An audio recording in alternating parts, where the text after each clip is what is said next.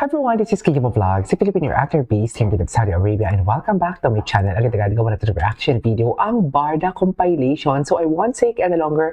Let's start this reaction video. Let's check it out. Tingnan natin to. It's burning red. Ay, it's Very burning red. happy. Are we talking about it in such a way na kasi nakakapag-me time ka and you discovered yourself after a while? Definitely, yes. I have, kumbaga parang, I know where to put my focus on now, especially on my free days. I look forward to them kasi Dito pa lang, ang nakalimutan dami nyo kong na ba gustong to? gawin. Gusto Marami kong kang sightings, wait lang. Diyos ko, Diba? sabi mo lang May, nakalimutan may, dito sa bigla mga may magte-text interview. sa akin. Alam mo ba, Ay, nandito si hindi pala Barbie sa yun. I coffee kept shop. for her Mag-isa alive. lang siya. See? Sabi ko, hayaan mo siya. Hayaan mo siya. Time niya yan. Kaya niya. Oh, yeah. So you really do that? Yes, I do. Yan talaga Which you haven't done before. Oo. Well, kasi syempre, busy din. Tapos, ewan ko, siguro yung parang drive ko to really go out is hindi ganun ka lakas at the time. Pero parang, at the beginning of this year, parang ang dami kong masyadong energy. Tapos hindi ko alam kung saan ko siya ilulugar.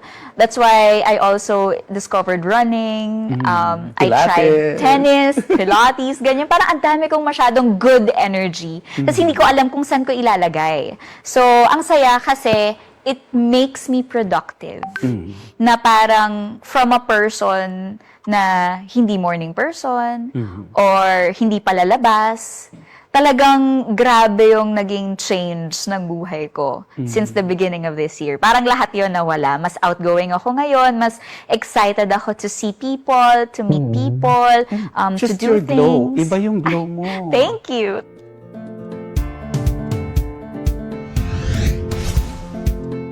Okay, Kasi hindi ko yes. naman talaga po inaasahan eh. Noong una, na-overwhelm ako.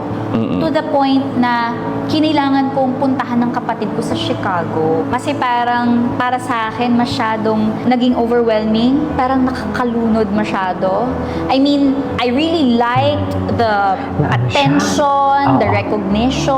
Pero kasi syempre napakialaman kasabay mo. nun yung masyadong lahat parang naging critique.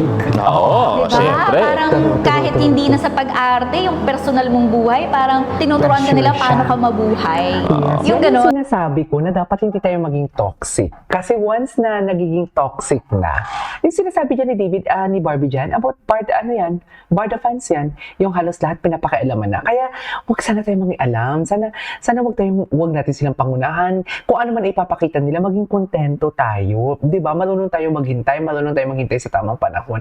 Wag natin pangunahan, wag tayong magalit kung may mga ayuda man or wala. Sana walang ganun, di ba? Just because nakilala nila ako sa Maria Clara at Tara, yung gano'n. So parang sa akin, nalunod ako for a time. So I had to leave. Nagbakasyon ako sa kapatid ko sa Amerika, kasama ng mga pamangkin ko. Just Sabi mo nalunod, what was it? Parang sleepless nights, may No anxiety? naman sleepless nights. But like, hindi naman sobrang tagal. Pero I've been in the industry for 15 years. Tapos parang, nagkakaroon ako ng highs and lows, career rise, hindi ba? Pero nung high times ko dati, hindi naman ganitong level. Masaya. Hindi ganito na nangihimasok sa personal na buhay. Ibang level na kasi Yes, ngayon yes, yes. Oo, lalo na with social media, di ba? Diba? Parang Yun yung sinasabi ko lahat, na dapat- they all have the power Yung to say sinasabi ko na dapat wag talaga maging toxic. Wag talaga maging toxic. Kasi ang strong ng personality ni Barbie pero naapektuhan siya sa mga toxic fans kasi pinangahimasukan na nga talaga ng ang buhay niya what they want. Na parang, teka lang, di nyo naman ako kilala, diba? So yun lang naman. And then, sobrang therapeutic sa akin nung trip na yun. Kasi pagbalik ko, pare-parehas pa rin naman yung sinasabi sa akin, pare-parehas pa rin naman yung tingin ng mga tao sa akin.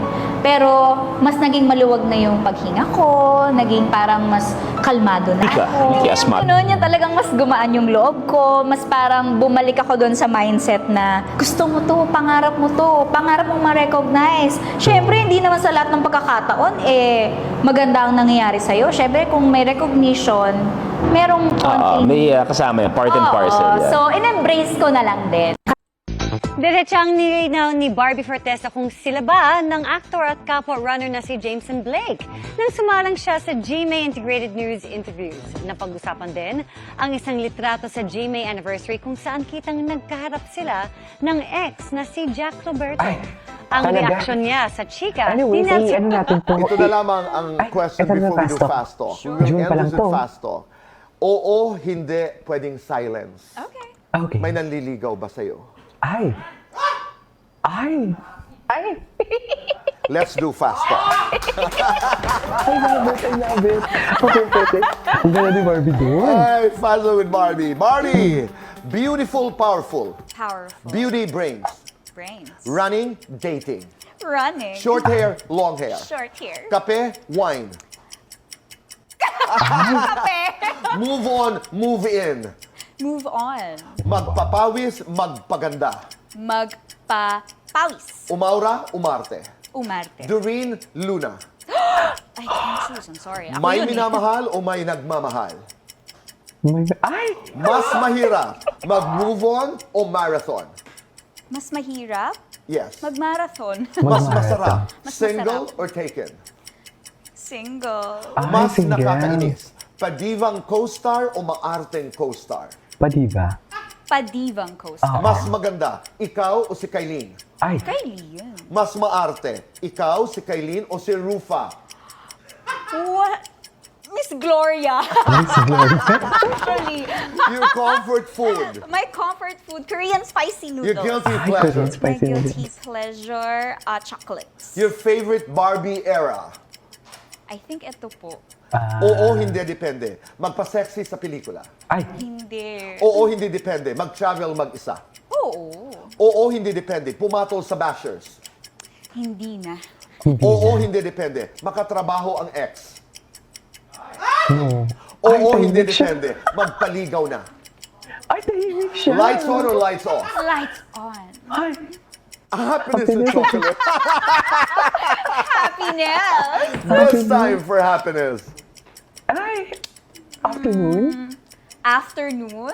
Complete Hindi naman this. gusto ko. This year, I am This year, I Diyos ko, kinilig naman am ako dito kay Barbie. having the time of my life. Ay, wow. I love it. Anyways, what's every next? fifth of the Ay, month is Barda Day. Barda Day. Barda David, I Day. love you, pero maka-jack na ako ngayon. oh my God, bakit naman? So now that I'm single, Ay, mahaba na But to. going back yung sa P77, nakaka-proud kasi nakita ko yung teaser, di ba? And Actually, hindi ko to nakita. Ito. Every fifth of the month Panoorin is na natin to. Barda Day. Barda Day. David, Barda I Day. love you, pero maka-jack na ako ngayon. Hindi, malayo ang pinagsamahan namin. But David is so funny. He's really so funny. Naturally and he has funny, so yes. much respect for you. I want to talk about your awards. I was reading a lot of materials. Meron kang award galing Portugal. Meron kang nomination from the Urian. You won FAMAS. You have a best actress from Cinemalaya. You're one of the most awarded young actors in the country today. Tanong, may mga nagsasabi na, hindi mahalaga sa amin ang box office, mahalaga sa amin ang ratings. Yung award is just a bonus. Ano ang iyong pananaw? Alam mo, Tito Boy, sorry na-overwhelm ako cause meron akong parang expectations of the questions na ibabato sa akin na parang usually ko nang natatanong. Ngayon lang po ako tinanong ng ganyan. Maraming salamat po.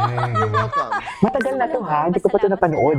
You know why? acknowledgement. I have so much respect for you as an actor and as a person. Salamat po. Totoo yun. Maraming salamat Oo. po. Kaya talagang wala kaming ginawa kundi maghanda. Oo, binasa ko talaga lahat ang aking mababasa. And you are one of the most awarded young actors of this generation. Salamat Totoo yun. po. How important are awards to you? Para sa akin po kasi yun po ang dahilan kung bakit ako nag-artista. Yung pagsikat, malaking bonus na po yun, hindi po ba? Yung makilala ka. Pero more than that, I think yung awards kasi parang makaka-earn ka ng respect din from the people you work with. And isa rin sa mga pangarap ko na makatrabaho yung mga iniidolo ko. So, para makilala ka nila, hindi po ba? Para ma-introduce mo naman ng maayos ang sarili mo, dapat may napatunayan ka kahit papano. So, isa po yun sa mga pinangahawakan ko at isa sa mga nagpupush po talaga sa akin para galingan ko. What some people don't understand, Barbie, about the work of actors is, madaling araw, been working for a long day, pagod, 3 o'clock, 4 o'clock in the morning, and this is real. This is real. Actor's cue, it's a heavy, dramatic scene. Anong ginagawa mo pag said na said ka o pagod na pagod ka?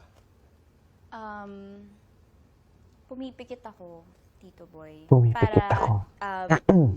clear lahat. Kasi pag pagod na pagod ka na, parang ang dami ng makaka-distract sa'yo eh. Parang simpleng ingay, madidistract ka. So, pumipikit ako, kiniklear ko yung mind ko, tapos humihinga ako ng malalim. And then from there, unti-unti nang humuhugot, nakakahugot na ako, parang pag sinenter ko kasi yung sarili ko, parang unti-unti siyang bumabalik, character, lahat, yung pinanggalingan ng eksena. Magaling din kasi siya mag-internalize So, di ba? Anyway, sikat muna natin, ituloy natin to kasi gusto ko na talaga lumipat sa Facebook. This is KG Vlogs and see you on my next vlog. Bye!